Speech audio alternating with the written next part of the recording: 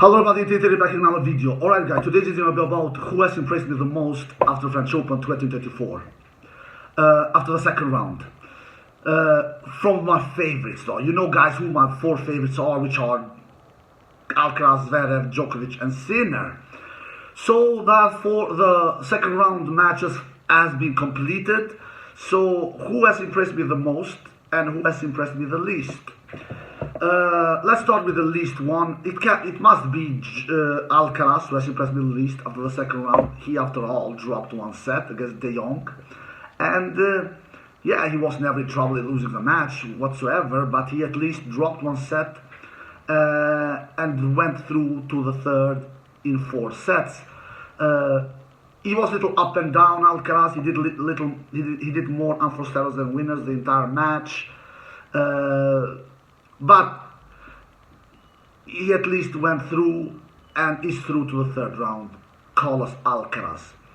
Then Zverev, he went through his straights after a tight first set against David Goffin, a former top 30 player in the world, even a former top 20, if I'm not mistaken, in the world, David Goffin. But of course he is far from being top 20 nowadays, David Goffin, but he still can play some good tennis, David Goffin, that's for sure. He pushed Zverev in that first set, which Zverev won in 7-6, but then in the second and third, it was business as usual for Sasha Zverev, 6-2, 6-2. Did a pretty good match, lands 72% first serve in, high percentage of first serves, like usual, with Sasha Zverev won 78% in his first serve, which is really high, and 165% in his second serve. Sasha did 37 winners, 30 unforced errors, so that he does 7 more winners than unforced errors. Then we have Jannik Sinner, who went through in straight sets against Richard Gasquet, never was in trouble. He didn't drop one single set. So he didn't look in trouble whatsoever. Besides the third set, when he looked physically tired. Actually, he didn't walk properly in that third set, Jannik Sinner. So that is his big threat. He has not come into this French Open prepared. He has been sick, according to him, 2-3 weeks without touching one racket. So if you can make the match physical against Jannik Sinner, you can threaten him. That's why I don't have him as my number 1 pick to win in the tournament, because he and Djokovic has probably the easiest draw up to the quarterfinal. Sinner has even an easier draw than Djokovic, to be quite honest. Sinner will not lose before the quarterfinal, never. The only scenario I can see Sinner losing before the quarterfinal is if he injures himself. That's the only reason and the only scenario I can see him losing, because he has such kind of an easy draw, Sinner, so he should win all his 4 matches before the quarterfinal without dropping one single set. He really should do that, because he is not facing any tough opponents, really. He really is not. And even though he has not come into this Roland Garros 100% prepared physically, Sinner should not be in any kind of a trouble in his 4 matches whatsoever with this kind of a Santa Claus draw, I should call it. He has really a Santa Claus draw, Jannik Sinner. But you could see that a 37 years old, almost 38 years old, Richard Gasquet, when he made the match physical, Sinner was looking tired in the third set. He started to sweat a lot. He started to not walk properly. And he just looked like his tank was getting empty. He really looked that. But his serve saved him. He lands 76% first serve in, which is a high number to be Sinner. Sinner is not like Sasha. He doesn't land over 70% first serve in a regular basis. He just doesn't do. Sasha, yes. Sasha, almost every match, he lands over 70% first serve in. He's the player who lands most first serve in the entire world.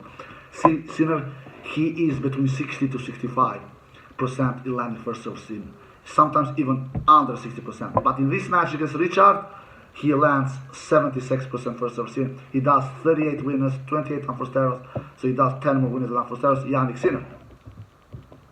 So his serve saved him, at least in the third set.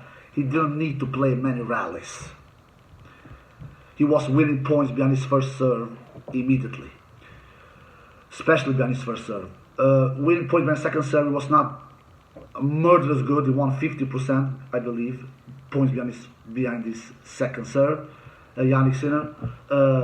So that was not crazy high, but it was not at least under 50%. As long as you are not under 50%, it is good. So now we have the last player, Novak Djokovic, which is the player that has impressed me the most after the second round. Is the lockdown mode Novak Djokovic back, baby? Where he goes in that lockdown mode, where he doesn't do any unforced errors and just closes that unforced error store. Yeah, he is back, at least in the first and second round. Yeah, but he has had the most easiest first and second rounds of all my 4 top favorites. He has faced 2 players who has barely won any matches the last 6-7 months. And it is true, they have barely won any matches. So we expect him to not be in trouble against these 2 dudes, alright? But when I analyze the second rounds, he's the player who has impressed me the most in the second round. He won 6-4, 6-1, 6-2. He dropped only 7 games. He did 5 aces, I believe, 1 double fault, lands 63% first serve scene, won 72% behind his first serve, won 59% behind his second serve. Did 43 winners, which is a lot of winners to beat Djokovic, especially on clay, and 24 unforced errors. He does 19 more winners than unforced errors, which is incredible stuff. But we need to say some words about Carbela.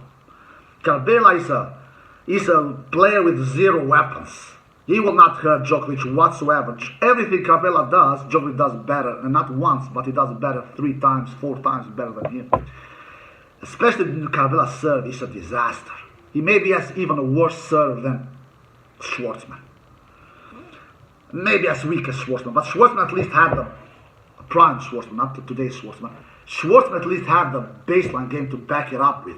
Carbela doesn't have the baseline game either. He doesn't have the power. He doesn't have the serve. He doesn't have the returns. He doesn't have the heaviness. What does the dude have? Nothing. So Djokovic will play himself into form with that kind of opponent. But the challenge will be much tougher for Djokovic in the third round against Musetti. Musetti, by the way, who has won his first 2 matches in straight sets, and who has defeated Djokovic once on clay in Monte Carlo, if I'm not mistaken. But the head-to-head is 4-1 to Djokovic, so I have Djokovic as a heavy favorite against Musetti, but he will not have an easy time against Musetti like he had against Herbert in the first round and Carbelas in the second round. Musetti can play some tennis, even though he's not coming into this French Open with a great form either, to be quite honest. He has not won bloody many matches coming into this Roland Garros 2024, but he still is better player, much better player than Herbert and Carbelas, for sure. And Djokovic knows this. So Djokovic needs to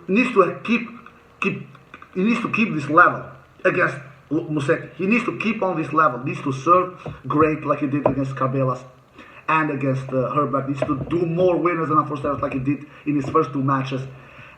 So he needs to maintain this level. So Djokovic is the player who has impressed me the most of the second round when it comes to my 4 favorites. Because if you look at the entire draw, who impressed me the most in the second round of all the players is Jan-Lennart Struff, who completely destroyed Bublik in the second round. Or what do you say, 54 winners and 18 unforced errors. So Jan-Lennart Struff does 36 more winners than unforced errors.